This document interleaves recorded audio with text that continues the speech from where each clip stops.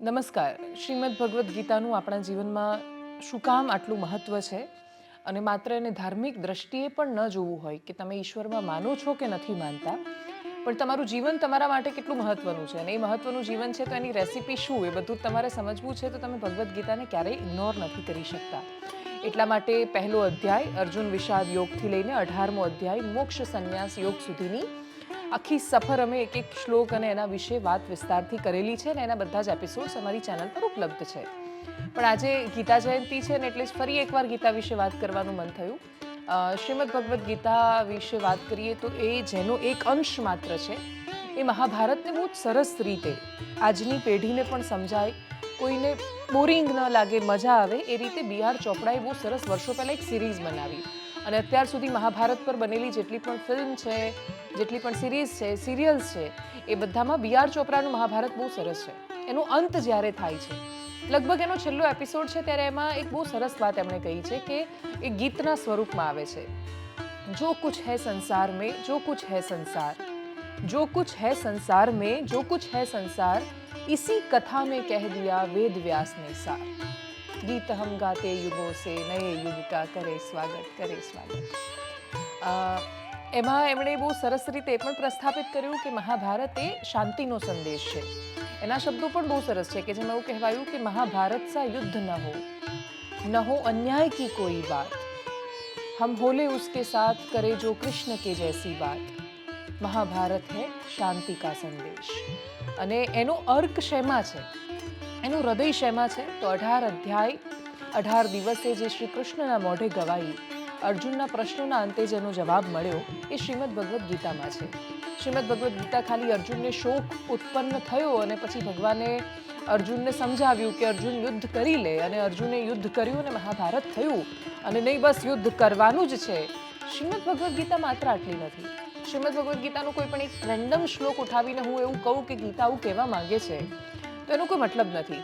તમને બહુ જ બધા કોટેશન્સ, ઘણા બધા લોકો એવું મળશે કે શ્રીમદ ભગવદ્ ગીતામાં આવું કહ્યું છે, તો એમને આપણે પૂછીશું કે ક્યાં કહ્યું છે શ્રીમદ ભગવદ્ ગીતામાં એવું, તો એમની પાસે એનો જવાબ નહીં હોય.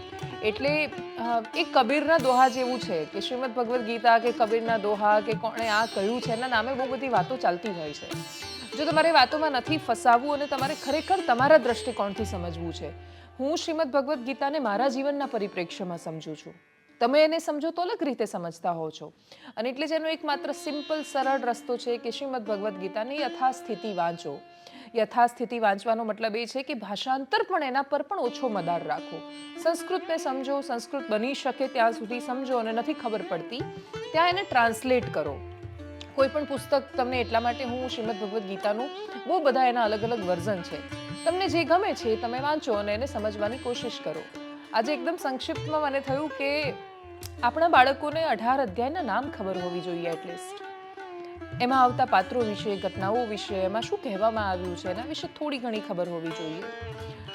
શ્રીમદ ભગવદ્ ગીતા હું જેટલી વાર વાંચું એટલી વાર મને એવું લાગે કે હું કશુંક નવું જાણી રહી છું.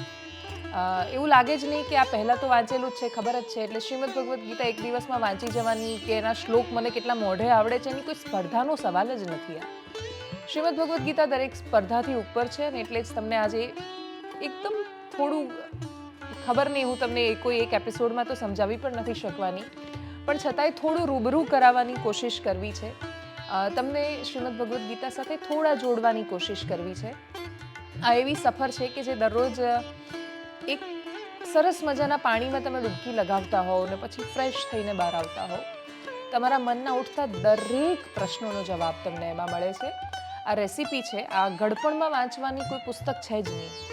તમે મોટાભાગના લોકો કહેતા હોય છે કે યંગ જનરેશનને શું કામ વાંચવી જોઈએ. તમારામાં સમજ આવવાની શરૂઆત થાય છે ત્યારથી તમારે ગીતા વાંચવી જોઈએ. કેમ કે કોઈ વાનગી તૈયાર થઈ જાય પછી તો આપણે રેસીપી જોતા નથી. કશું બનાવવું હોય એની પહેલાં રેસીપી આપણે જોઈએ છીએ ને.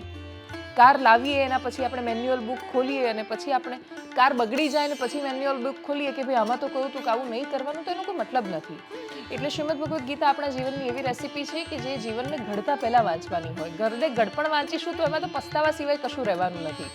એટલે ઘરડા લોકો જીવનના દરેક કન્ફ્યુઝનને દૂર કરવા માટે કોઈ પણ સમયે શ્રીમદ ભગવદ્ ગીતાનો સહારો લઈ શકે છે, પણ આ પુસ્તક યુવાનો માટે બનેલું છે. એના અધ્યાયો વિશે જાણીએ. શરૂઆત ક્યાંથી થાય છે? અર્જુન વિષાદ યોગથી એના દરેક અધ્યાય પોતાના નામમાં દરેક પ્રશ્નનો જવાબ છે. મહાભારતનું યુદ્ધ ચાલી રહ્યું છે, ચારેય બાજુ બધી તૈયારીઓ થઈ ગઈ છે, અને પછી અર્જુનને વિષાદ થાય છે. અર્જુનને મનમાં વિચાર આવે છે કે સામે મારા સગા છે, બધાને કેવી રીતે મારવાના. શરૂઆત ક્યાંથી થાય છે અધ્યાયની? તો ધૃતરાષ્ટ્રના પ્રશ્નથી થાય છે. શ્રીમદ ભગવદ્ ગીતા એ શ્રી કૃષ્ણાર્જુન સંવાદ એવું આપણે કહીએ છીએ કે શ્રી કૃષ્ણ અને અર્જુનનો સંવાદ છે. પણ શ્રી કૃષ્ણ અને અર્જુન વચ્ચે થયેલો સંવાદ એને સંજય પહોંચાડી રહ્યા છે ધૃતરાષ્ટ્ર સુધી. એટલે મૂળ રૂપે આખી કથા એ ધૃતરાષ્ટ્ર અને સંજય વચ્ચેનો સંવાદ છે. ધૃતરાષ્ટ્ર પૂછે છે અર્જુન શું કરી રહ્યો છે, પાંડુ શું કરે છે, પાંડવો શું કરે છે, કૌરવો શું કરે છે, અને ત્યાંથી અર્જુન વિષાદ યોગની શરૂઆત થાય છે. ધૃતરાષ્ટ્ર ઉવાચ ધર્મક્ષેત્રે કુરુક્ષેત્રે સમવેતાયુયુત્સવ મામકાહ પાંડવાશ્ચૈવ કિમ કુર્વત સંજય. જ્યારે ધૃતરાષ્ટ્રે પૂછ્યું ને કે મારા અને પાંડુના પુત્રોએ શું કહ્યું, આપણને મહાભારતની મૂળ વાત ત્યાંથી સમજાઈ જશે. રાજા તો ન્યાયનિષ્ઠ હોવા જોઈએ. રાજા માટે ક્યારેય આ મારું ને તારું હોય જ નહીં. રાજા માટે વાલા દવલા હોય જ નહીં. રાજા માટે તો એમની પ્રજા છે કે જે યુદ્ધ કરી રહી છે.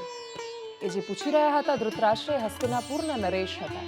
અને હસ્તિનાપુરના નરેશ જ્યારે મારા અને પાંડુના પુત્રો એમ કહીને એક રેખા ચીંધી દે છે, વચ્ચે ભાગ પાડી દે છે, ત્યારે એ તટસ્થ નથી. એ વાત પહેલા શ્લોકમાં જ આપણને સમજાઈ જાય છે. પછી તો આખો પહેલો અધ્યાય છે અર્જુન વિષાદ યોગ, લગભગ 47 શ્લોકનો છે, અને જેની અંદર સેના વિશે, સેનામાં ભાગ લેવા જઈ રહેલા લોકો વિશે, બધા વિશે માહિતી આપવામાં આવી છે. એક સરસ મજાનો એમાં શ્લોક છે કે અપર્યાપ્તમ તદસ્માકમ બલમ ભીષ્માભિરક્ષિતમ પર્યાપ્તમ ત્વિદિમે તેષા બલમ ભીમાભિરક્ષિતમ. દુર્યોધન આવું કહી રહ્યો છે. દુર્યોધન દ્રોણાચાર્યની સામે જઈને કહે છે કે અપર્યાપ્ત જે તમને દેખાઈ રહ્યું છે, આપણું આ જે સૈન્ય બળ છે જે ભીષ્મથી રક્ષાયેલું છે, તે સાવ પર્યાપ્ત છે. ભીમ એની રક્ષા કરી રહ્યો છે. એટલે મહાભારતના યુદ્ધમાં સામેવાળાની પાસે કેટલી તાકાત હતી એ દુર્યોધનના એ જવાબમાં છે. દુર્યોધન અને ગુરુ દ્રોણાચાર્યના એ સંવાદની વચ્ચે છે. અને ભીષ્મ જેવા પિતામહને પણ કેવી રીતે પૌરુષ ચડાવી શકાય છે એનું પણ સરસ ઉદાહરણ છે કે દુર્યોધન કહે છે કે બધી બાજુથી તમે ભીષ્મ પિતામહની આજુબાજુ જતા રહો, એમની રક્ષા કરો. અને પછી ભીષ્મ પિતામહ શંખનાદ કરે છે. એ બધા જ શંખનાદ પછી બધા જ અવાજોને ચીરી દેતા હોય એ રીતે શ્રી કૃષ્ણનો પંચજન્ય વાગે છે. આ બધું જ થઈ જાય છે ત્યાં સુધી અર્જુન એકદમ કન્વિન્સ હોય છે કે યુદ્ધ કરવાનું છે. એના પછી અર્જુન 28મા શ્લોકથી કહે છે કે કૃપયા પર્યાવિષ્ટો વિષિદન્ની બ્રવીત. એમાં એ કહે છે કે મારા આ રથને તમે એ બધી સેનાઓની વચ્ચે લઈને મૂકો એટલે મને ખબર પડે કે મારે કોની સામે લડવાનું છે. એ જોવા માટે ઈચ્છતા અર્જુન જ્યારે બે સેનાની વચ્ચે જાય છે યુદ્ધભૂમિમાં, ત્યારે ત્યાં જઈને જુએ છે કે મારે તો મારા દાદા, મામા, કાકા, પિતરાઈ ભાઈઓ એ બધાની સામે લડવાનું છે. અને પછી શિદંતી મમ ગાત્રાણી મુખમ ચ પરિશુષ્યતી, કે મારું મોઢું સુકાઈ રહ્યું છે, મારા ગાત્રો ઢીલા પડી રહ્યા છે, મારાથી આ યુદ્ધ નહીં થાય, હું આ જોઈ નથી શકતો, એમ કરીને મૂકી દે છે યુદ્ધ. અને પછી છેલ્લો શ્લોક છે 47મો. સંજય બોલે છે એવ મુક્તવા અર્જુન સંખ્યેય રથોપસ્થ ઉપવિશત વિસૃજ્ય સશરમ ચાપમ શોક સંવિઘ્ન માનસઃ. શોકથી એકદમ વ્યાકુળ થયેલું અર્જુન રથના પાછળના હિસ્સામાં જઈને બેસી જાય છે. આવું સંજય ધૃતરાષ્ટ્રને કહે છે.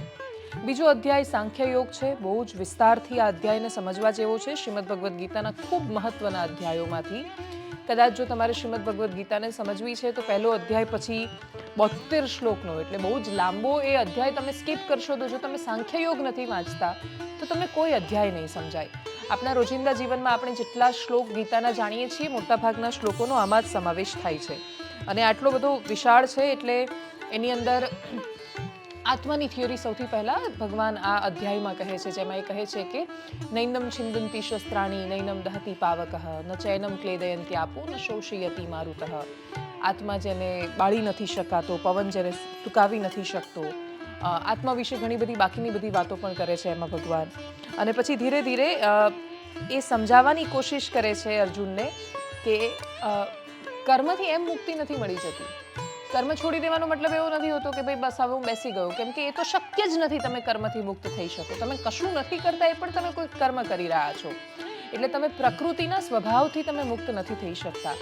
એટલે અર્જુનને કન્વિન્સ કરે છે કે તું એવું સમજે છે કે તું બધાને મારવા માટે જાય છે, તું એવું કહે છે કે બધા જ મને ત્રિલોકના રાજ્યનો ભોગ મળી જાય તો પણ હું એમને નહીં મારું. તો તારે ત્રિલોકના રાજ્ય માટે કે હસ્તિનાપુરના શાસનને ભોગવવા માટે એમને મારવાના જ નથી. તારે એટલા માટે મારવાના છે કેમ કે દરેક પ્રયત્નો છતાં યુદ્ધ ન જ થાય એવી કોશિશ કરી હોવા છતાં તારા આંગણે એ યુદ્ધ ધાવીને ઊભું છે, અને એ યુદ્ધ આટલે પહોંચી ગયા પછી વેળા તને આ શોક શોભતો નથી. અર્જુનના મનમાં રહેલા ઘણા બધા પ્રશ્નોનો પણ એમાં ભગવાન જવાબ આપે છે. અર્જુન સ્થિત પ્રજ્ઞ એટલે શું એવો જવાબ આપે છે. તો એ સ્થિત પ્રજ્ઞ વિશે બહુ વારંવાર આપણે ત્યાં ચર્ચાઓ થાય છે. એનો જવાબ પણ સાંભળવા જેવો છે. પ્રજા હ્યાતિ યદા કામાન સર્વાન પાર્થ મનોગતાન આત્મયે વાત્મના તુષ્ટ સ્થિત પ્રજ્ઞ સદુચ્યતે. જ્યારે મનુષ્ય મનમાં રહેલી સર્વ કામનાઓને ત્યજી દે છે અને આત્મા વડે આત્મામાં સંતોષ પામે છે, ત્યારે તે સ્થિત પ્રજ્ઞ કહેવાય છે. 45મો શ્લોક છે બીજા અધ્યાયનો, જે લોકો જાણવા માંગે છે એને. એના સિવાય ઘણી બધી એવી વાતો, જેમ કે યજ્ઞશિષ્ટાસિના સંતો, જે આપણે શ્લોક આપણે જમતી વખતે બોલવાની આપણે ત્યાં જે પરંપરાઓ છે, તો એ બધું જ આ બીજા અધ્યાયમાં આવે છે, સાંખ્ય યોગમાં આવે છે. એ સિવાય એક સરસ છે, જાતસ્ય હિ ધ્રુવો મૃત્યુ ધ્રુવમ જન્મ મૃતસ્ય ચ તસ્માદ પરિહાયે અર્થે ન ત્વમ શોચિતું મર્હસી. જન્મેલાનું મૃત્યુ નક્કી છે અને મરેલાનો જન્મ નક્કી છે, માટે ટાળવાને જે અશક્ય છે એ વિષયમાં તું શોક શું કામ કરી રહ્યો છે. અને આખી જે આત્માની થિયરી, એ સિવાય હું ક્યારે હતો જ નહીં ને તું ક્યારે હોઈશ જ નહીં, આ પ્રકારની વાતોમાંથી તું બહાર નીકળ, આ બધું જ સાંખ્ય યોગમાં સરસ રીતે વિસ્તારથી સમજાવવામાં આવ્યું છે. કર્મ વિશે પણ આ જ અધ્યાયમાં ભગવાન સમજાવવાની શરૂઆત કરે છે. અને એના પછી ઘણા બધા, જે આપણે શ્રીમદ ભગવદ્ ગીતાનો કોઈ શ્લોક બોલવાનું કહે તો મોટાભાગના લોકો કહેશે કે કર્મણ્યેવા અધિકાર અસ્તે વા ફલેષુ કદાચન. આ જ બધાને આવડે છે. એના પછીનું બહુ મહત્વનું છે, મા કર્મ ફલ હેતુર્ભૂમા તે સંગો અસ્તવ કર્મણી. તારો કર્મમાં જ અધિકાર છે, ફળમાં નથી. કર્મફળના હેતુવાળો ન થા, તેમજ કર્મ ન કરવામાં તારી આસક્તિ ન થાવ. એટલે આપણે ત્યાં છે ને કર્મણ્યેવા અધિકાર હસ્તે, આપણે એવી રીતે મારે કોઈ કામ નથી કરવું એટલે હું એવું કહીશ કે ભાઈ આપણે તો કામ કરવાનું છે, ફળ મળે ના મળે આપણે જોવાનું જ નથી. આ બાનાબાજી માટેનો આ શ્લોક નથી. એના પછીની એ સૌથી મહત્વની વાત એ છે કે કર્મ ન કરવા માટેનું બાનું એ નથી. સાંખ્યયોગ વિશે, સાંખ્યયોગ એટલો વિસ્તારથી છે એકચ્યુઅલી કે એના વિશે વાત કરવા જઈશું તો બહુ જ લાંબો સમય જતો રહેશે, એટલે સીધા શિફ્ટ થઈએ છીએ કર્મયોગ પર. મોટાભાગના શ્લોક અધ્યાયની શરૂઆત અર્જુનના પ્રશ્નથી થાય છે શરૂઆત, અને અંત એનો ભગવાનના જવાબથી થાય છે. અને અર્જુન ત્રીજા અધ્યાયની શરૂઆતમાં બહુ સરસ કહે છે કે ભગવાન, તમે એક બાજુ કહી રહ્યા છો કે જ્ઞાન મહત્વનું છે, એક બાજુ કહી રહ્યા છો કે કર્મ મહત્વનું છે. જ્ઞાન મહત્વનું છે તો એ તો જ્ઞાનમાં તો એવું કહ્યું છે કે કર્મ તમારે છોડી દેવાના છે. કર્મ તો પણ આ બધું ભેળસેળવાળી વાતો ન કરો, બહુ ક્લિયર રીતે જવાબ આપો. પછી ભગવાન બહુ સરસ રીતે ક્લિયર એમને જવાબ આપે છે. એમાં એક સરસ વાત આવે છે 5મા શ્લોકમાં કે કોઈ પણ મનુષ્ય ક્ષણના એક ભાગમાં પણ કર્મ કર્યા વગર રહી શકતો નથી.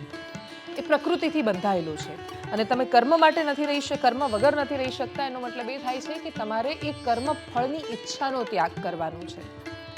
કર્મ પોતાના માટે કરો છો એ રીતે નથી કરવાનું.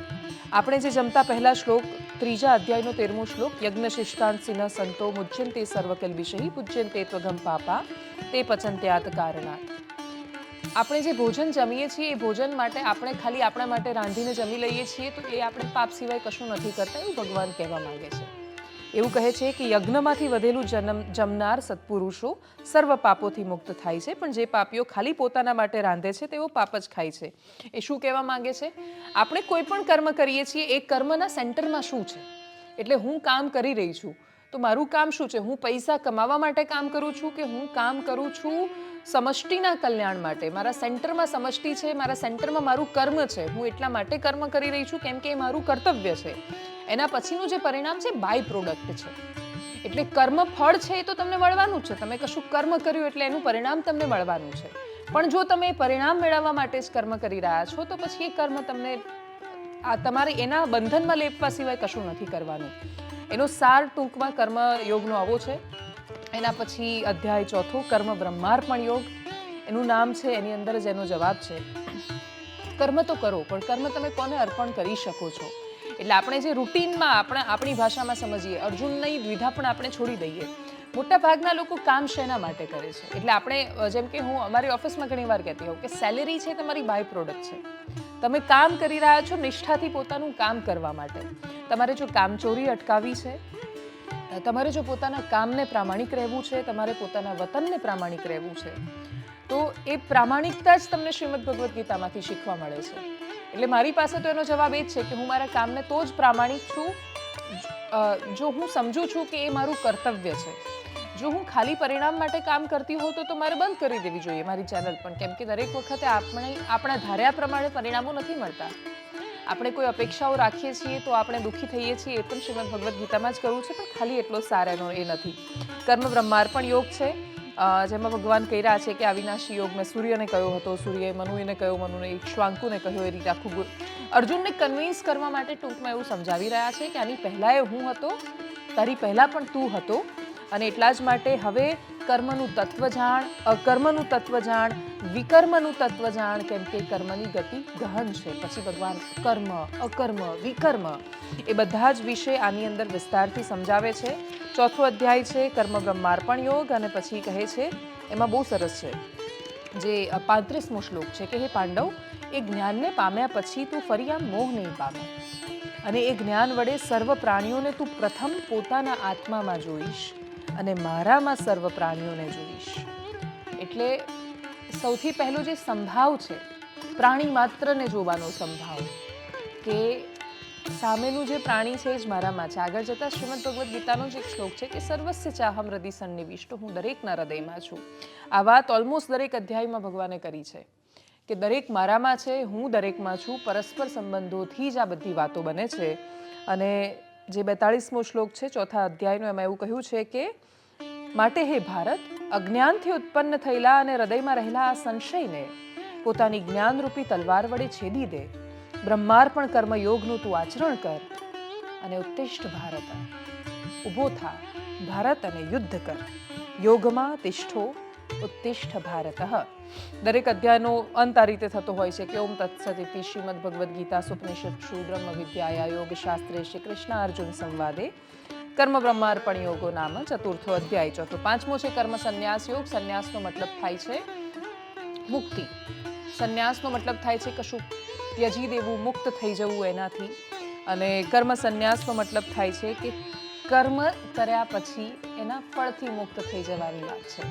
કર્મ કરવું છે, કશુંક મેળવવા માટે નથી કરવું. અર્જુન ફરી એકવાર સવાલ કરે છે, શ્રી ભગવાન એને જવાબ આપે છે, અને પછી છેક સુધી એક જ વાત સમજાવવાની કોશિશ કરી છે કે જે લોકો કર્મ કરે છે પણ કર્મફળની ઈચ્છા સાથે નથી કરતા. એક એક શ્લોક આની અંદર બહુ જ મહત્વનો છે.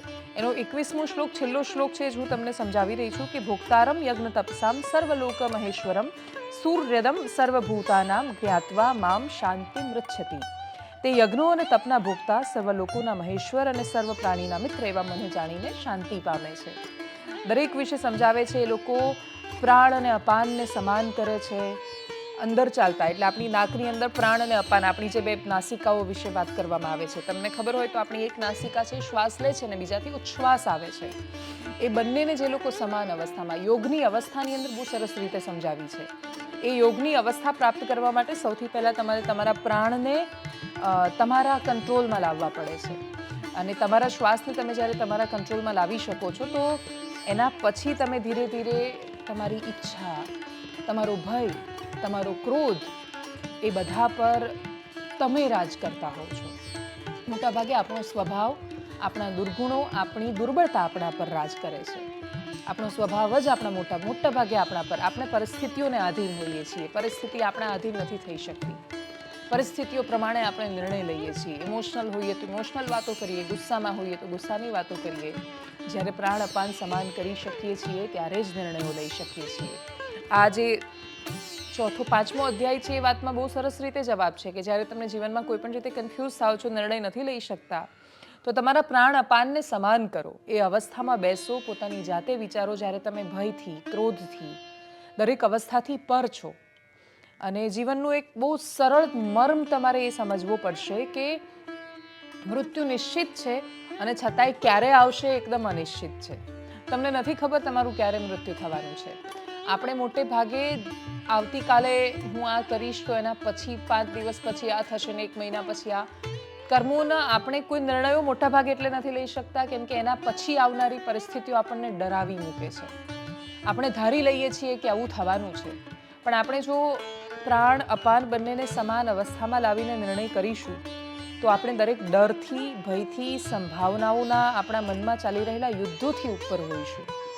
અને ત્યારે આપણે જે નિર્ણય લઈશું એ લાઈફમાં બેસ્ટ હશે, કેમ કે આપણે વિચાર્યું જ નથી કે કાલે શું થવાનું છે.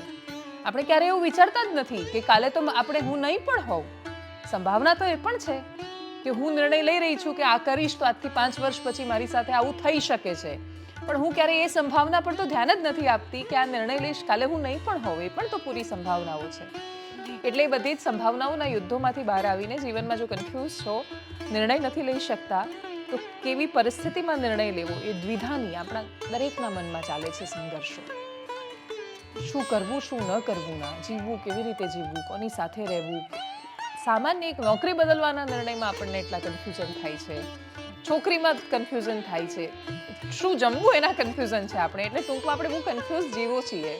તો એ બધા માટે કન્ફ્યુઝનને ઉપર ઉઠીને શ્રીમદ ભગવદ્ ગીતાનો બહુ સરસ જવાબ છે. એકદમ ફટાફટ હવે આગળ લઈ રહીશું. અધ્યાય 6 છે આત્મસંયમ યોગ, કર્મયોગ, કર્મ બ્રહ્માર્પણ યોગ, કર્મ સંન્યાસ યોગ.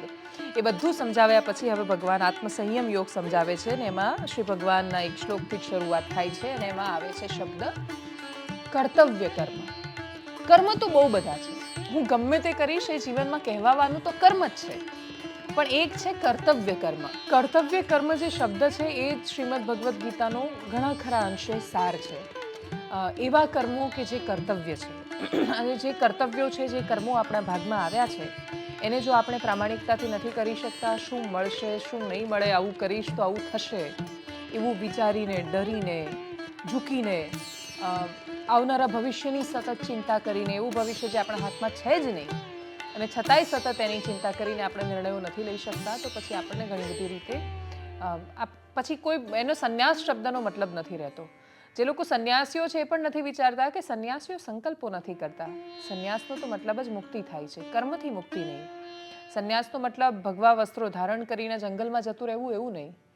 જંગલમાં ગયા પછી, બધાથી દૂર ગયા પછી તમે કશું કરી રહ્યા છો તો એને સંન્યાસ કેવી રીતે માનવો? તમે જે જગતમાં છો અને એ જગતમાં કર્મો કરતા કરતા કર્મના ફળમાંથી મુક્ત થઈ શકો છો, તો એ સાચો સંન્યાસ છે. સંન્યાસ વિશેની ડેફિનેશન કદાચ શ્રીમદ ભગવદ્ ગીતા સિવાય કોઈ બીજું સરસ રીતે સમજાવી નથી શકતું. એમાં એક બહુ સરસ શ્લોક, 5મો શ્લોક છે આત્મસંયમ યોગનો. એનું તમને ભાષાંતર હું કહી રહી છું કે મનુષ્યએ આત્મા વડે, શરીર, મન અને ઇન્દ્રિયોના સંયમ વડે આત્માનો ઉદ્ધાર કરવો, પણ તેને અધોગતિએ ન લઈ જવો. એનું કારણ શું છે? એનું સરસ જવાબ છે કે શરીર, મન અને ઇન્દ્રિયોનો સંયમથી જે કરી શકે છે, એટલે માણસ પોતે જ પોતાનો બંધુ છે અને પોતે જ પોતાનો દુશ્મન છે. આપણને ઘણીવાર ઘણા લોકો માટે કહેતા હોય છે કે આનો દુશ્મન એનો ગુસ્સો છે, કોઈ કહે છે કે આનો દુશ્મન કે એની નબળાઈ એનો સ્વભાવ છે, એની લાગણીઓ છે. અને આપણા બંધુ ને આપણા દુશ્મન બંને આપણે જાતે જ છીએ, તો આપણે આપણી આજુબાજુ થતી દરેક ઘટનાઓ માટે દુનિયાને શું કામ જવાબદાર ઠેરવીએ છીએ? ઠંડી, ગરમી, સુખ, દુઃખ, માન અને અપમાનમાં જે મન અથવા ઇન્દ્રિયોને જીતને અત્યંત શાંત રહે છે, તેને પરમાત્માનો અનુભવ થાય છે. અને એના પછી યોગની અવસ્થાઓ આત્મસંયમ યોગમાં બહુ સરસ રીતે સમજાવી છે કે કેવી રીતે તમારે યોગ કરવો જોઈએ. એટલું સરળ છે જ નહીં ને, બોલી દીધું મેં કે પ્રાણ અપાનને સમાન કરી દો. આટલું બધું જાણ્યા અને વાંચ્યા પછી એ દુર્યોધન વૃત્તિમાં તો હું ઘણીવાર જીવું છું, તમે પણ ઘણીવાર જીવતા હોવ છો. દુર્યોધન વૃત્તિ એને કહેવાય છે કે જાનામી ધર્મમ નચમે પ્રવૃત્તિ, જાનામી અધર્મમ નચમે નિવૃત્તિ. ધર્મ શું છે હું જાણું છું, પણ એમાંથી હું એનું અનુસરી નથી શકતો, એનું પાલન નથી કરી શકતો. અને અધર્મ શું છે હું જાણું છું, પણ હું એનાથી મુક્ત નથી થઈ શકતો. આ આપણી દુર્યોધન વૃત્તિ છે. અને એટલે જ આપણને બધાને ખબર છે કે પ્રાણ અપાન એ રીતે સરસ એકાગ્ર કરીને, સમતામાં આવીને, સમત્વમાં આવીને કોઈ નિર્ણયો કરવા જોઈએ. પણ છતાંય આપણો ક્રોધ ઘણીવાર આપણો અંકુશ લઈ લે છે, ઘણીવાર આપણે લાગણીઓમાં વહી જઈએ છીએ. તો 12મા શ્લોકથી બહુ સરસ રીતે સમજાવ્યું છે. દેહ, મસ્તક અને ડોકને સીધા રાખીને, અચળ રાખીને, સ્થિર થઈને, દિશાઓને ન જોતા, નાસિકાનો અગ્રભાગ, એટલે તમે ધ્યાન કરતા હોય તો તમારું ધ્યાન સૌથી પહેલાં ત્યાં હોવું જોઈએ. અતિ શાંત ચિત્તવાળા થઈ, નિર્ભય થઈ, બ્રહ્મચર્ય થઈ, મનને વશ કરીને પછી સમાધિ અવસ્થામાં બેસવું. અને ધીરે ધીરે એક બહુ સરસ જે સમજાવ્યું છે 16મા શ્લોકમાં, એ પણ છે આત્મસંયમ યોગમાં, કે નાત્યશન તસ્તુ યોગો અસ્તિ ન ચૈકાંત મનશન્નત ન ચાતિ સ્વપ્નશીલસ્ય જાગ્રતો નૈવ અર્જુન. કે બહુ ખાનારને કે કશું જ ન ખાનારને, બહુ ઊંઘવાવાળાને કે પછી ખાલી જાગ્યા કરવાવાળાને જ યોગ સિદ્ધ નથી થતો. આપણે ત્યાં કહેવાય છે કે શરીર માધ્યમ ખલુ ધર્મ શાસનમ. તમારે કશું જ કરવું છે તો એના માટે શરીર તમારું માધ્યમ છે. એટલે હું બહુ જ ખાઉં છું તો મને ઊંઘ આવ્યા કરે છે, હું બિલકુલ ખાતી નથી તો મારામાં અશક્તિ રહે છે, હું એકદમ ઊંઘ્યા કરું છું તો આળસવાળી થઈ જાઉં છું, હું બિલકુલ નથી ઊંઘતી તો મને સતત મારું મન ઊંઘ માટે ઝંખે છે. એટલે સમતોલ આહાર નથી, સમતોલ નિદ્રા નથી, ત્યાં સુધી હું કોઈ યોગ નહીં કરી શકું. યોગ કરી જ કેવી રીતે શકું? એના માટે તો એકાગ્રતા જોઈએ છે. હવે હું આમ આંખ બંધ કરીને બેસું ને મારા પેટમાં આમ બલાડા ફરતા હોય ને પછી ઉંદરનો અવાજ આવતા હોય ને એવું લાગે કે ભૂખ લાગી છે ને પછી એવું વિચાર આવે કે સરસ મજાનો કોઈ રીંગણનો ઓળો અને બાજરીનો રોટલો આપી દે તો શું યોગ થવાના? એટલે સમતોલ આહાર અને સમતોલ નિદ્રા એ બંને જ્યાં સુધી પ્રાપ્ત નથી થતા ત્યાં સુધી યોગ કોઈ સંજોગોમાં નથી થતો. એટલે તમે રાત્રે 1 વાગે સૂઈ ગયા હોવ ને તમે એવું ધારતા હોવ કે તમે 5 વાગે જાગીને યોગ કરીને પ્રફુલ્લિત થઈ જશો તો તમારું શરીર યોગ નથી કરી શકતું. એટલે સામાન્ય જીવન વિશે પણ બહુ સરસ રીતે ગીતાજીમાં સરસ સમજાવ્યું છે. ચંચળ અને અસ્થિર મન જે કારણથી બહાર સતત વહી જાય છે એને કેવી રીતે રોકવું એના વિશે પણ વાત કરવામાં આવી છે. અર્જુન પછી સવાલ કરે છે કે હે શ્રી કૃષ્ણ, જે યોગમાં શ્રદ્ધાવાળું છે પણ પૂરતો સંયમી ન હોવાથી જેનું મન યોગથી ચલિત થયું હોય તો એ યોગની સિદ્ધિને પ્રાપ્ત ન કરતા કઈ ગતિને પ્રાપ્ત થાય છે?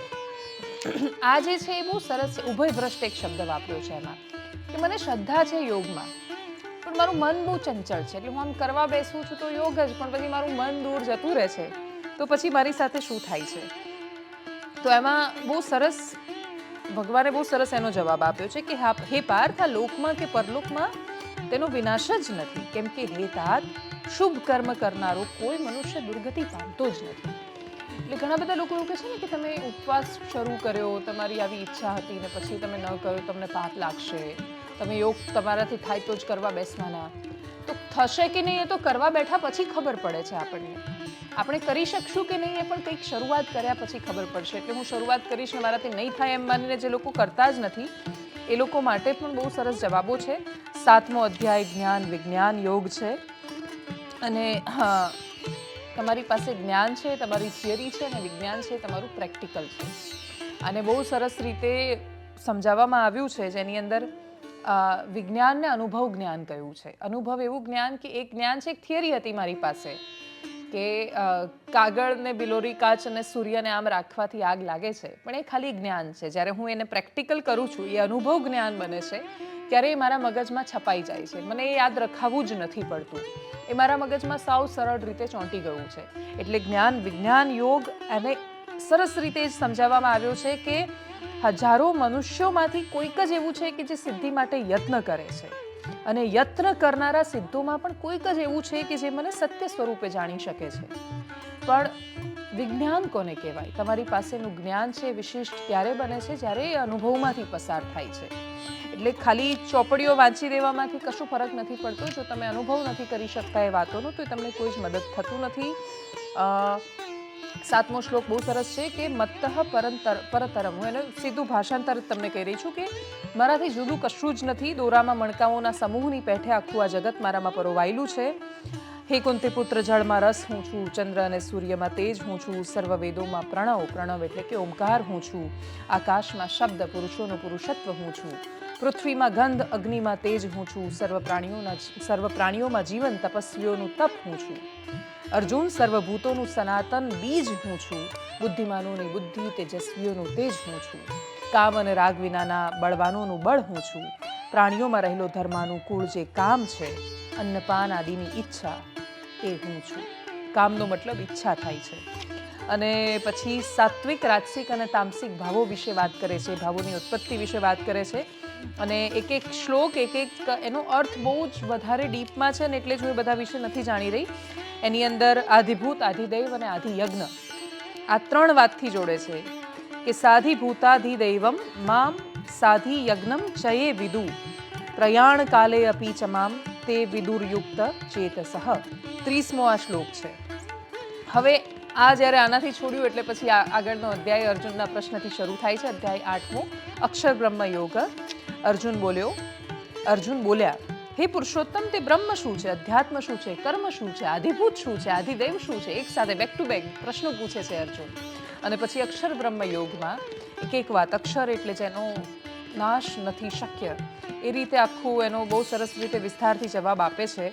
બેક ટુ બેક જવાબ પણ આપી દે છે. શ્રી ભગવાન બોલ્યા નાશરહિત શ્રેષ્ઠ તત્વ બ્રહ્મ છે, એનો સ્વભાવ અધ્યાત્મ છે, અને પ્રાણી માત્રને ઉત્પન્ન કરનારી સૃષ્ટિ ક્રિયા કે જેનાથી આપણે બધા જ ઉત્પન્ન થઈએ છીએ, આપણે નભીએ છીએ, આપણે જીવીએ છીએ, ચાલીએ છીએ, એ કર્મ છે.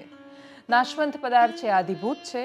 પુરુષ એટલે કે ચૈતન્યનો અધિષ્ઠાતા જે છે એ આધિદૈવ છે. અને દેહધારીઓમાં શ્રેષ્ઠ હું વાસુદેવ, એ જ તો હું છું, આદિયજ્ઞ. અને આમાં સરસ રીતે અંતકાળે આપણે તો એવું કહેવાય કે છેલ્લે આપણે જેને યાદ કર્યા હોય એવા આપણે થઈએ, આપણે જેવા વિચારીએ એવા આપણે બનીએ છીએ. એટલે એમાં એવું છે કે જે અંતકાળે મારું સ્મરણ કરતો શરીર છોડીને જાય છે તે મારા ભાવને પામે છે, એમાં કોઈ સંશય નથી. પણ પછી આખા અધ્યાયમાં બહુ સરસ રીતે સમજાવ્યું છે કે આખી જિંદગી મેં નામ ન લીધું હોય ભગવાનનું, આખી જિંદગી એ કર્મો સાથે મારે લેવા દેવા ન હોય તો મૃત્યુના ટાણે મને ભગવાન યાદ આવે એ શક્ય જ નથી. આખું જીવન હું જેનું ચિંતન કરું છું, જેનું મનન કરું છું, અંતે હું એ જ બનું છું.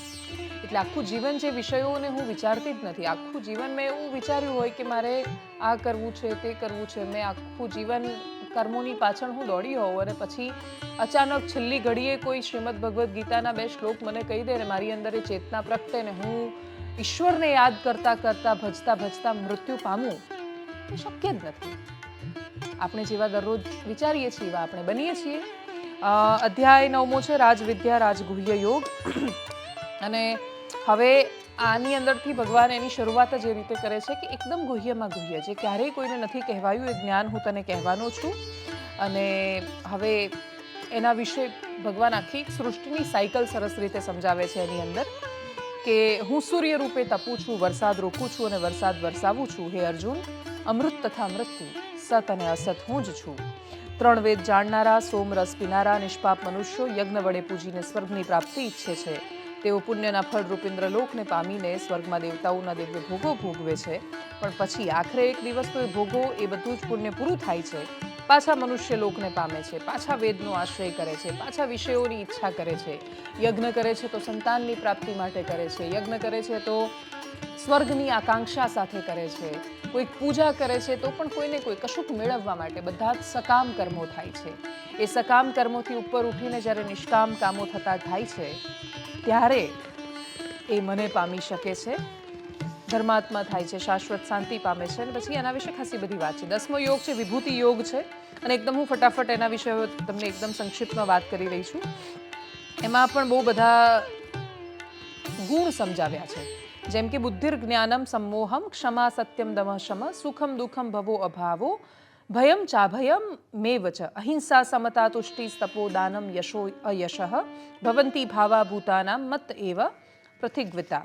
બુદ્ધિ જ્ઞાન મોહ રહિતપણું, ક્ષમા સત્ય દમ શમ, શમ એટલે મનનો નિગ્રહ, સુખ દુઃખ ઉત્પત્તિ નાશ ભય અભય અહિંસા સંભાવ સંતોષ તપ દાન યશ અપયશ. પ્રાણીઓના જુદા જુદા પ્રકારના જે ભાવ છે એ પણ મારાથી જ ઉત્પન્ન થાય છે. જે મારી વિભૂતિ અને યોગ બંનેને બરાબર રીતે જાણે છે તે અવિચળ યોગથી મુક્ત થાય છે, એમાં કોઈ જ સંશય નથી. અને પછી આગળ દિવ્ય વિભૂતિઓ વિશે ભગવાન વિસ્તારથી એમાં સમજાવે છે. સર્વ પ્રાણીઓના હૃદયમાં રહેલો આત્મા હું છું, ભૂતોનો આદિ મધ્ય અને અંત હું છું.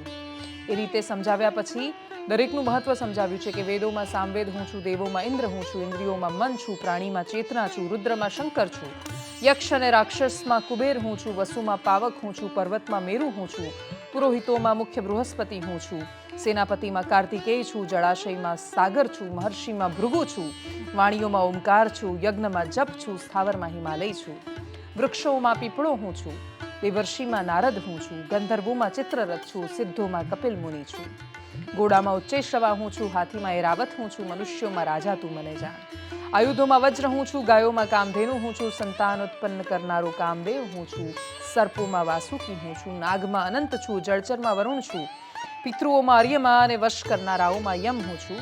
અને પછી આખું બહુ વિસ્તારથી છે કે સર્વનો સંહાર કરવાવાળો પણ હું છું, તો પેદા કરવાવાળો પણ હું જ છું. અને આ બધું સમજાવીને છેલ્લે એના અંત રીતે એવું સમજાવવા માંગે છે ઈશ્વર કે જે વસ્તુ ઐશ્વર્યવાળી છે અથવા જ્યાં કશુંક નકારાત્મક છે, તમે સહમત છો કે નથી સહમત, તમને પ્રિય છે કે અપ્રિય છે, પણ એનો અંશ હું છું, એ મારામાંથી જ બનેલી છે, એ મારામાં જ છે. અધ્યાય 11 છે વિશ્વરૂપ દર્શન યોગ. એટલા માટે પછી અર્જુન કહે છે કે તમે આ બધી વાત કરી કે આ હું છું, આ હું છું, આ હું છું, તો મને બતાવો, મારે એનો સાક્ષાત્કાર કરવો છે.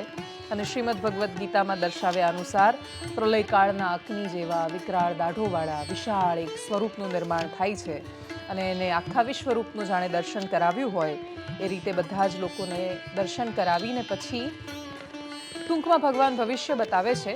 બધા જ લોકો એક સાથે જાણે એમના મુખમાં જતા હોય એ રીતે એમનું સ્વરૂપ બતાવે છે. અને એ સ્વરૂપમાં અર્જુન જોઈ શકે છે કે એ બધા જ લોકો કે જેમને એ હણશે એવું વિચારી રહ્યું છે. અર્જુન એવું માને છે કે મારા મારવાથી એ લોકો મરી જવાના છે, તો અર્જુન મારશે કે નહીં, મરેલા જ છે, કેમ કે એમનું મૃત્યુ નિશ્ચિત થયું છે. અને મૃત્યુ નિશ્ચિત થયા પછી તમે એને રોકી નથી શકતા. 12મો અધ્યાય બહુ જ સુંદર છે, ભક્તિ યોગ છે. આ બધું જાણ્યા પછી તમને જ્યારે ભક્તિ પ્રાપ્ત થાય, એનું ભજન કરવાની ઈચ્છા થાય, ઈશ્વરની અંદર જોડાઈ જવાની ઈચ્છા થાય, ત્યારે ભક્તિ યોગની શરૂઆત થતી હોય છે. અર્જુનનો શ્લોક છે, એવમ સતત યુક્તા એ ભક્તસ્ત્વામ પર્યુપાસતે યે ચાપ્યક્ષરમ અવ્યક્તમ તેષામ તે યોગવિત્તમામ. યોગવિત્તા કોણ? સૌથી ઉત્તમ કોણ? તમારા તો આટલા બધા ભક્તો છે, તો એમાંથી સર્વશ્રેષ્ઠ કોણ છે? અને એ વખતે પછી ભક્તિ યોગ એટલે કોણ સૌથી વધારે છે? એમાં બહુ સરસ છે કે જે કોઈનો દ્વેષ નથી કરતું, જે સંભાવ રાખે છે, જે કોઈને ઘૃણા નથી કરતું, એ જ મારો એ ભક્ત મને પ્રિય છે, એ રીતે સમજાવે છે. જેનો એક છે જે સર્વભૂતોનો દ્વેષ ન કરનાર, મિત્ર ભાવે વર્તનાર, દયાળુ, મમતા વિનાનો, અહંકાર વગરનો, સુખ દુઃખને સમાન માનનારો, ક્ષમા આપનારો, સદા સંતોષી, યોગનિષ્ઠ, મન વશ રાખનારો, દ્રઢ નિશ્ચયવાળો, મારામાં અર્પણ કરેલા મન બુદ્ધિવાળો હોય તે મારો ભક્ત મને પ્રિય છે. માત્ર 20 શ્લોકનો અધ્યાય છે, પણ બહુ જ સરસ છે. એમાં લખ્યું છે કે જે હર્ષ નથી પામતો, જે દ્વેષ નથી કરતો, જે શોક નથી કરતો, ઈચ્છા નથી કરતો, શુભ અશુભથી ઉપર છે, દરેકમાં સંભાવ રાખે છે. સુખ મળે છે તો પણ ઈશ્વરે આપેલું માને છે, દુઃખ મળે છે તો પણ એના ભાગનું માને છે. એ સુખ મળે તો છકી નથી જતો, દુઃખ આવે છે તો હિંમત નથી હારી જતો. એવો ભક્ત, એવો પ્રિય છે. એના પછી આવે છે ક્ષેત્ર ક્ષેત્રજ્ઞ વિભાગ યોગ. એમાં જે અર્જુનનો પ્રશ્ન છે કે પ્રકૃતિ અને પુરુષ, ક્ષેત્ર અને ક્ષેત્રજ્ઞ તથા જ્ઞાન અને જ્ઞેયને હું જાણવા માંગુ છું. ભગવાન જવાબ આપે છે કે આ શરીર છે એ ક્ષેત્ર છે, અને એને જે જાણે છે એવા તત્વજ્ઞાનીઓ ક્ષેત્રજ્ઞ કહેવાયા છે. અને ક્ષેત્રજ્ઞ એટલે કે જીવાત્મા વિશે પણ બહુ સરસ રીતે વાત કરી છે, શરીર વિશે બહુ સરસ જણાવ્યું છે, સત અસત વિશે સરસ રીતે સમજાવ્યું છે. અને ભારત એક ખોજ કરીને સિરીઝ છે, જવાહરલાલ નહેરુના પુસ્તક ઉપર બનેલી છે. એમાં બહુ સરસ એની શરૂઆત થાય છે કે સૃષ્ટિ સે પહેલે સત નહીં થા, અસત ભી નહીં, आकाश भी नहीं था, क्या था, कहाँ था, किसने ढका था, उस पल तो अगम अतल जल भी कहाँ था, सृष्टि का कौन है करता, करता है वह करता, ऊंचे आकाश में रहता, सदा अध्यक्ष बना रहता, सब कुछ वही है जानता या नहीं भी जानता, किसे है पता. આપણા મનમાં રહેલા દરેક અવઢવ, જે દરેક અવઢવો છે એનો જવાબ એની અંદર છે. 14મો અધ્યાય પણ 13મો અધ્યાય પણ એ કહે છે. અધ્યાય 14મો છે ત્રિગુણ વિભાગ યોગ. અને ત્રિગુણ વિભાગ યોગમાં આગળની જે વાતો છે ક્ષેત્ર ક્ષેત્રજ્ઞની, એને જ ભગવાન આગળ લઈ જાય છે. અને એના પછી રજોગુણ, તમોગુણ અને સત્વગુણ વિશે એની અંદર બહુ જ વિસ્તારથી વાત કરવામાં આવી છે. એનું નામ જ એ છે ત્રિગુણ વિભાગ યોગ. એક સરસ વાત એમાં એ પણ કરવામાં આવી છે કે માણસ એનો સ્વભાવ છોડી જ નથી શકતો. જન્મજાત દરેકનો એક સ્વભાવ નિશ્ચિત હોય છે, એટલે અને એ સ્વભાવ પણ ઘડાય છે. એટલે બાળક જ્યારે ગર્ભમાં હોય અને એ ગર્ભમાં હોય દરમિયાન મમ્મીએ, જે માતા છે, એણે હંમેશા મૂવીઝ જોયા કર્યા છે, ચોક્કસ પ્રકારનું ખાવાની ઈચ્છાઓ રાખી છે, સંપૂર્ણ રાજસી કે તામસી જીવન જીવ્યું છે, અને પછી હું એવી અપેક્ષા રાખું કે મારું બાળક તો સરસ સાત્વિક બને, તો કેવી રીતે બની શકે? એના જીવનનો સૌથી વધારે એના શરીરનો, અંગોનો વિકાસ થતો હતો, મનનો વિકાસ થતો હતો, કશું ઘડાતું હતું, ત્યારે તો એનો સ્વભાવ મેં ચોક્કસ ઘડ્યો છે. એના પછીના શરૂઆતના 10 વર્ષોમાં આપણે ત્યાં કહેવત છે કે પુત્રના લક્ષણ પારણામાં, એટલે શરૂઆતથી જે સ્વભાવ ઘડાઈ જાય એ સ્વભાવ છૂટી નથી શકતો. એના જે 3 ગુણ છે એના વિશે પણ સરસ વિસ્તારથી સમજાવ્યું છે. અધ્યાય 15 પુરુષોત્તમ યોગ છે. પુરુષોત્તમ યોગ છે. મૃત્યુ પછી આપણે એને સૌથી વધારે વાંચીએ છીએ, પણ ખાલી એટલું વાંચવાથી મૃત્યુ નથી સમજાતું. શ્રી ભગવાન ઉવાચ ઉર્ધ્વમૂલ અધઃશાખ અશ્વત્થમ પ્રાહુરવ્યહમ છંદાંસી યસ્ય પર્ણાની યસ્તમ વેદ સવેદવિત. જેનું આદિપુરુષ પરમાત્મા રૂપી મૂળ ઉર્ધ્વ છે, ઉપરની તરફ મૂળ છે, અને નીચે એની શાખાઓ છે. વૃક્ષ કેવી રીતે હોય, એના મૂળ નીચે હોય ને શાખાઓ ઉપર હોય. આ એવું છે જીવન કે પરમાત્મા રૂપી એનું મૂળ ઉપર છે, એની શાખાઓ નીચે છે, સ્થાવર જંગમ સૃષ્ટિ નીચે વિસ્તરાયેલું છે, છંદો પાંદડા છે, અને આ સંસારને અશ્વત્થ વૃક્ષ રૂપે કહેલો છે. અને પછી બહુ સરસ રીતે મનુષ્યોના લક્ષણો છે. દરેક શ્લોક બહુ સરસ છે. નિર્માન મોહા જિત સંગ દોષા અધ્યાત્મ નિત્યા વિનિવૃત કામા દ્વંદ્વેર વિમુક્તા સુખ દુઃખ સંગે ગચ્છન્ત્ય મૂઢા પદમ વ્યયમ તત. એમાં એક સરસ છે, મમૈવાંશો જીવલોકે જીવભૂત સનાતન મન ષષ્ઠાની ઇન્દ્રિયાણી પ્રકૃતિ સ્થાની કરશતી. અવજીવલોકમાં મારો જ સનાતન અંશ જીવ થઈને પ્રકૃતિમાં રહેલી 5 ઇન્દ્રિયો અને મનને મારા તરફ આકર્ષે છે. આજે છે મમૈવાંશો જીવલોક, એ પણ બહુ સરસ છે કે આપણને જ્યારે એવું લાગે કે શું થઈ રહ્યું છે મારી સાથે, કશું થતું જ નથી, ત્યારે આપણે બધાએ યાદ રાખવાની જરૂર છે કે હું કોનો અંશ છું. આપણી અંદર સકારાત્મકતા ભરવા માટે પણ આ બહુ જ મહત્વનું છે. એનો 14મો શ્લોક છે, હમ વૈશ્વાનરો ભૂત્વા પ્રાણીનામ દેહમાશ્રિત પ્રાણપાન સમાયુક્તમ પચામ્યન્યમ ચતુર્વિધમ. હું જઠરાગ્નિ થઈને પ્રાણીઓના શરીરમાં રહીને પ્રાણ અને અપાન વાયુથી યુક્ત થઈને 4 પ્રકારનું અન્ન પચાવું છું. 4 પ્રકારનું કયું અન્ન હોય? 4 પ્રકારનું ભક્ષ્ય એટલે કે આપણે ચાવીએ છીએ, આપણે જે પીએ છીએ, આપણે જે ચાટીએ છીએ અને આપણે જે ચૂસીએ છીએ. 4 અલગ અલગ રીતે આપણે અન્ન ગ્રહણ કરીએ છીએ. તો એ 4 પ્રકારનું અન્ન જઠરાગ્નિ થઈને હું પચાવું છું. 16મો અધ્યાય છે દૈવાસુર સંપદ વિભાગ યોગ. એની અંદર દૈવી પ્રકૃતિના મનુષ્ય અને આસુરી પ્રવૃત્તિના મનુષ્યોના લક્ષણો કયા છે. અભયમ સત્વ સંશુદ્ધિ જ્ઞાન યોગ વ્યવસ્થિતિ દાનમ દમશ્ચ યજ્ઞશ્ચ સ્વાધ્યાયસ્તપાર્જવમ અહિંસા સત્યમ ક્રોધમ ત્યાગ શાંતિરપૈશુનમ દયા ભૂતેશ્વલો લુપ્તમ માર્દવમ હીરચાપલમ તેજ ક્ષમા ધૃતિ શૌચમ દ્રોહો નાતિ માનિકા ભવંતી સંપદમ દૈવીમ અભિજાતસ્ય ભારતઃ. આમાં જેટલું હું બોલી અને તમને જે સમજાયું એ બધા જ દૈવી સ્વભાવવાળા લોકોના વર્ણન છે. અને પછી છે કે દંભો દર્પો અભિમાનશ્ચ ક્રોધઃ પારુષ્યમેવ ચ અજ્ઞાનમ ચાભિજાતસ્ય પાર્થ સંપદમાસુરીમ. દંભ, ગર્વ, અભિમાન, ક્રોધ, કઠોરતા અને અજ્ઞાન આ ગુણ આસુરી લોકોના છે.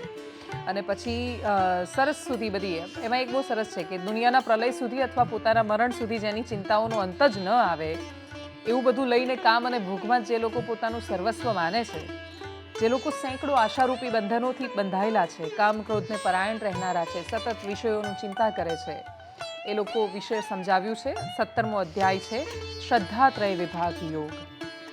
અને એની અંદર સૌથી મહત્વનું છે કે તમારી નિષ્ઠા, તમારી શ્રદ્ધા તમારા કર્મમાં, તમારા વર્તનમાં એ શું કામ મહત્વની છે? કેમ કે મારી અપેક્ષાઓ જ મને બાંધે છે અને મને મારે છે. અપેક્ષાઓ જ મને દુઃખી કરે છે.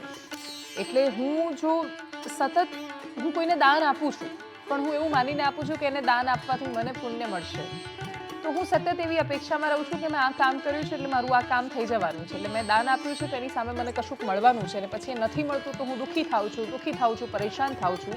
અલ્ટિમેટલી જે શરૂઆતમાં વાત થઈ કે મારા જ હાથમાં છે સુખી રહેવું કે દુઃખી રહેવું. એટલે દાન આપવું એ મારું કર્તવ્ય છે એવું માનીને હું આપું છું. તો દાન આપ્યા પછી હું ભૂલી ગઈ, એની સાથે મારે કોઈ લેવા દેવા જ નથી. દાન આપ્યા પછી આપણે એવું કહીએ કે જવા દો ને, મેં એને આપ્યા પણ એણે તો આ પૈસાને આ રીતે વાપરે, આપણે કોઈ લેવા દેવા જ નથી. મેં દાન આપી દીધું, એ મારું કર્તવ્ય હતું એટલે મેં આપ્યું, પછી વાત પૂરી થઈ ગઈ. આપણે કોઈના માટે કશું કરીએ અને પછી એવી અપેક્ષા રાખીએ કે એ પણ મારા માટે કરે, તો એ શક્ય નથી. એટલે એ બધા વિશે ઓમ તત્સત વિશે પણ બહુ વિસ્તારથી સમજાવેલું છે. છેલ્લો અધ્યાય છે 18મો અધ્યાય મોક્ષ સંન્યાસ યોગ. અર્જુન કહે છે કે સંન્યાસસ્ય મહાબાહો તત્વમિચ્છામિ વેદિતુમ ત્યાગસ્ય ચ ઋષિકેશ પૃથક કેશીની શૂદન. જે એમના માટે કેશી દૈત્યનો નાશ કરનાર જેમ મધુસૂદન છે, એવી રીતે અલગ અલગ શબ્દો શ્રી કૃષ્ણ માટે પણ વાપરવામાં આવ્યા છે. એમણે કહ્યું છે કે હે ઇન્દ્રિયોના નિયંતા, હું સંન્યાસનું તથા ત્યાગનું આ બંનેનું તત્વ જુદું જુદું સમજવા માંગુ છું. અને એટલે જ શ્રી ભગવાન એનો સરસ જવાબ આપે છે. કામ્યાનામ કર્મણામ ન્યાસમ સંન્યાસમ કવયો વિદુ સર્વ કર્મ ફલ ત્યાગમ પ્રાહુસ ત્યાગમ વિચક્ષણા. ફળની ઈચ્છાથી કરાતા કર્મોના ત્યાગને જ્ઞાનીઓ સંન્યાસ કહે છે. એટલે મને ફળની ઈચ્છા છે કશું કરવા માટે, અને એટલે હું એ કોઈ કર્મ કરી રહી છું પણ એના કારણે હું એ કર્મ જ નહીં કરું, એ હું કર્મ છોડી દઉં છું, ત્યારે એને સંન્યાસ કહેવાયો છે. પણ સર્વ કર્મના ફળના ત્યાગને, એટલે હું કર્મ કરું છું પણ એના ફળને ત્યાગી દઉં છું, અને વિવેકીઓ ત્યાગ કહે છે. કેટલાક વિદ્વાનો કહે છે કે કર્મ માત્ર દોષયુક્ત છે એટલે છોડી દેવા જોઈએ, પણ બીજા કહે છે કે યજ્ઞ, દાન, તપરૂપી કર્મો એ બધાનો ત્યાગ ન છોડવો જોઈએ. અલ્ટિમેટલી હવે છેલ્લે 18મા અધ્યાયમાં અર્જુન ઓલમોસ્ટ એ વાતથી કન્વિન્સ છે, અને ભગવાન બહુ જ સરસ રીતે સમજાવ્યા પછી, આખું આટલું બધું કહ્યા પછી જે કહે છે એ સૌથી મહત્વનું છે. એટલા માટે હું છેલ્લે લઈ રહી છું. 63મો શ્લોક છે, અધ્યાય 18, મોક્ષ સંન્યાસ યોગનો. ઇતિ તે જ્ઞાનમાખ્યાતમ ગુહ્યાદ ગુહ્યતરમ મયા વિમૃશ્યેત દશેષેણ યથેચ્છસી તથા કુરુ. યથા ઈચ્છસી તથા કુરુ. ભગવાન કહે છે કે અતિ ગુહ્યમાં ગુહ્ય, અને જેટલું કહી શકાય એવું હતું એ બધું જ મેં તને કહી દીધું છે.